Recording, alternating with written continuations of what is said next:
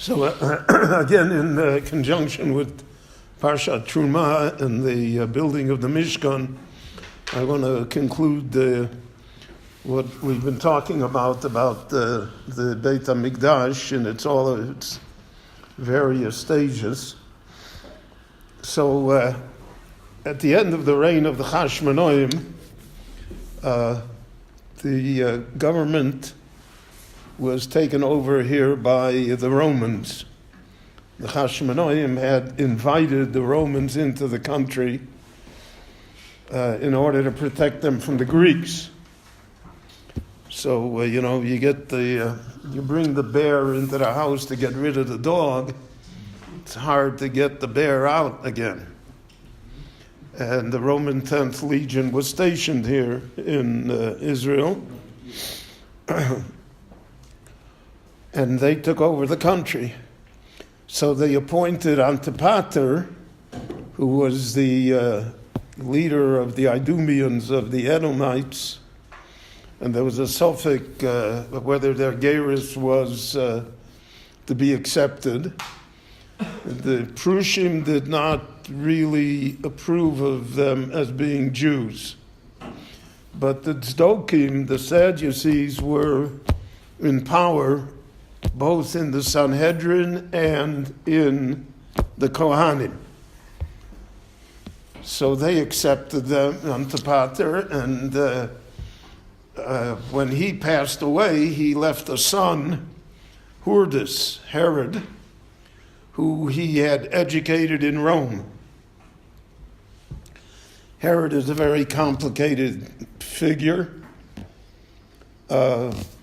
He married a woman by the name of Miriam that was a descendant of the Hashmonaim, and he had sons that were born to him from that marriage.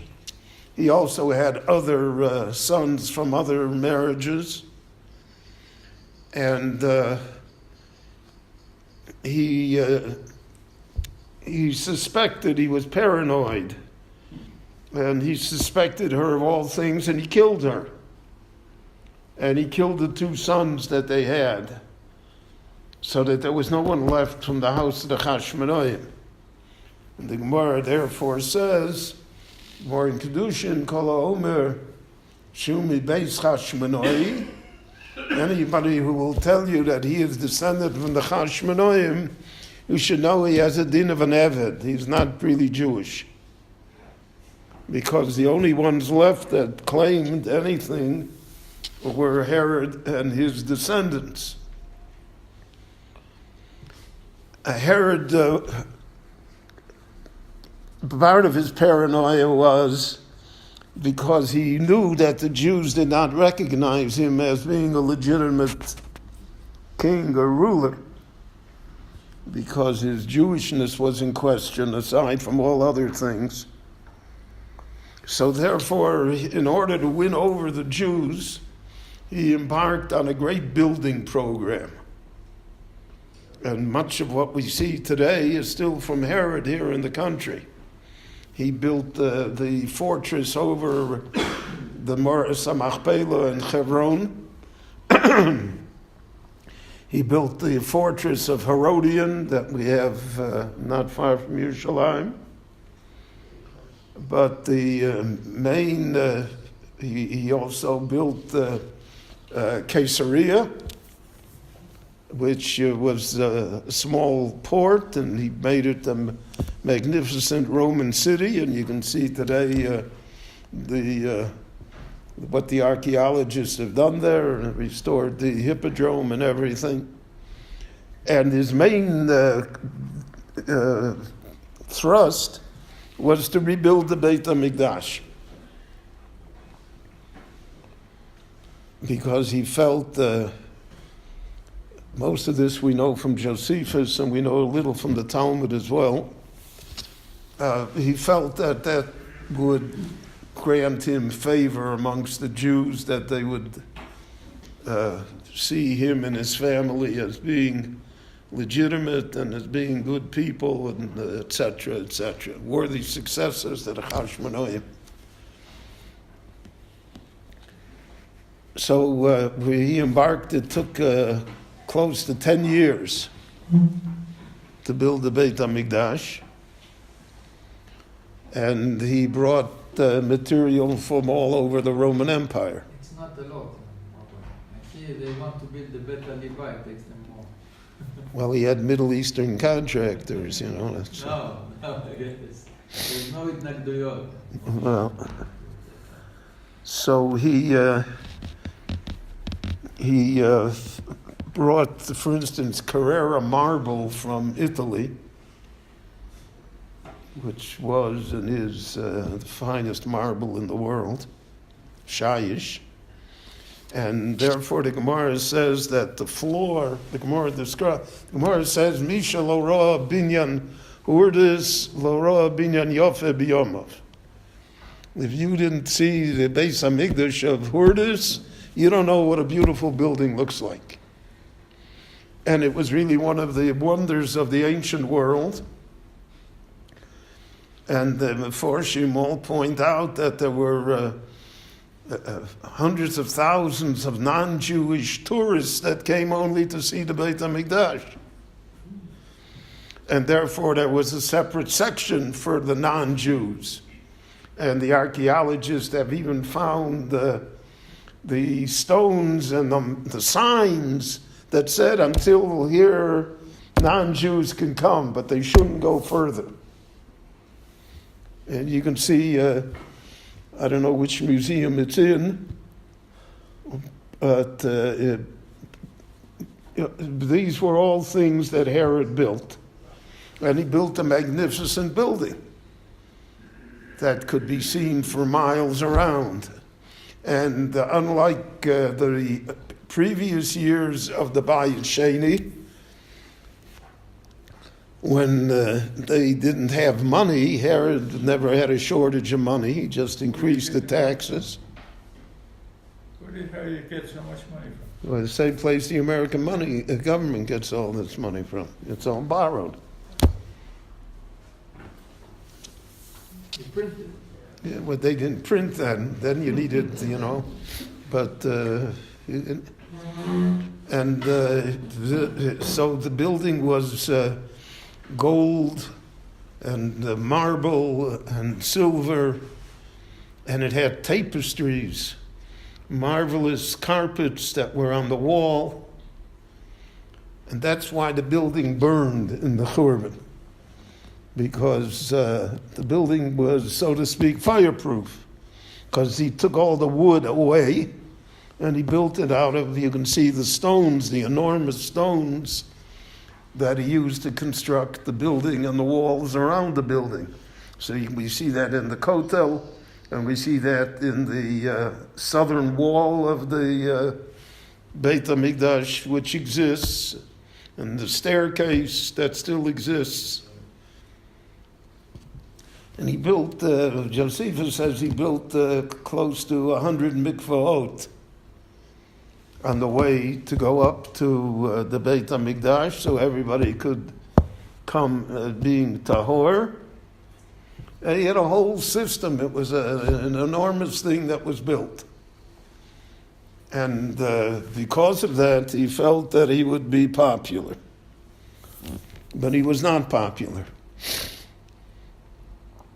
When he died, so then his sons and his descendants took over for a period of time, till the time of the Churban, which would be approximately 80, 90 years. And they were called Agrippas. That's the street that's named here. So there was Agrippa the First, Agrippa the Second. Agrippa II was a very pious person. He was, he had very good relations with the rabbis and with the Jews. He felt himself to be Jewish. So the Gemara tells us that on the Yontif of Sukkot, after the Shemitah year, there's a mitzvah of Hakel. And then in the mitzvah of Hakel, the Melech reads the Chumash of Dvorim publicly. So when he felt he was the Melech, and he read it, and when he came to the posuk in Chumash Dvorim, Lo sosim alecha, you should not put a king upon you that's a nochri, rak me'achicha, only from your brethren. He wept because he realized that he wasn't. And the rabbis of the time, the Gemara says, who were present, they didn't want him to feel bad, so they said, Achinu ata, you're our brother. Doesn't mean you. And Chazal say because they were no seponim to him, they perverted the Torah in order to, for whatever benefit they thought they were going to get, that from that moment on the Churban was a certainty. It would not be spared. And when the revolution against Rome broke out in 63 of the Common Era, and it lasted almost 7 years, so eventually the Romans came and they came to destroy the temple. But the temple was fireproof. Now there's a whole story in Josephus. We really don't know how reliable Josephus is, because every historian except one is biased. And because of that, so everybody puts their own spin on what occurs. And Josephus was a sycophant of the Romans. He always defended the Romans and what they did. But anyway, he writes that Titus didn't want to destroy the building of the Beis HaMikdash. And that by accident there was a Roman soldier that threw a torch, and the torch caught on the curtains, on the tapestry. And then somehow the heat became so great, because the tapestries were so heavy. If the heat is great enough, then even stone melts. At a certain temperature, even stone will melt. And that's what happened. And that's how the Beis HaMikdash was choreb. The Romans took all the artifacts out of the Beis HaMikdash. And you have the famous Arch of Titus that has a relief on it as to how the menorah that they took. So we have 3 shittas on what the menorah looked like. But the one by Titus is that it's semicircular. And then the Rambam says, la halacha, that the menorah was at 30-degree angles. And then you have the menorah, like the state of Israel has the menorah, which is square. So, but there you have a picture of the Romans. That's what they took. And all of that resulted in the destruction of the Beis HaMikdash. Now, the entire Beis HaMikdash was not destroyed then. And we have records that Jews still came to pray there for the next 60 years. And when Hadrian became the emperor, the Jews petitioned him that they wanted to rebuild the Beis HaMikdash under Rome. And at first he agreed. But then you had the great revolution of Bar Kokhba that broke out. And so all of that became batel. And Hadrian is the one 65 years after the Churban that destroyed everything. And then the only thing that was left was the Western Wall, which is an outer wall, and the southern wall and the staircase, which also was an outer wall. but the inner part was destroyed completely. So, what you say, Herod was not, the Prussian did not accept him, but still, whatever is left is from Herod. It's not Yep. from the, yeah.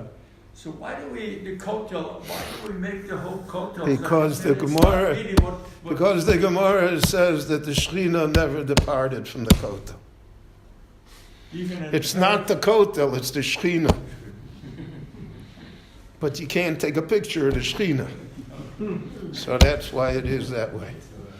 Rabbi Chananya ben Akash Yomer Otza Kodesh Baruch Hu L'Zakas Nis Yisrael Afikach Hibo Lehem Torah Mitzvot Shenemar Anoich Hazayt Zeman Zizgoy Adil Torah Yad.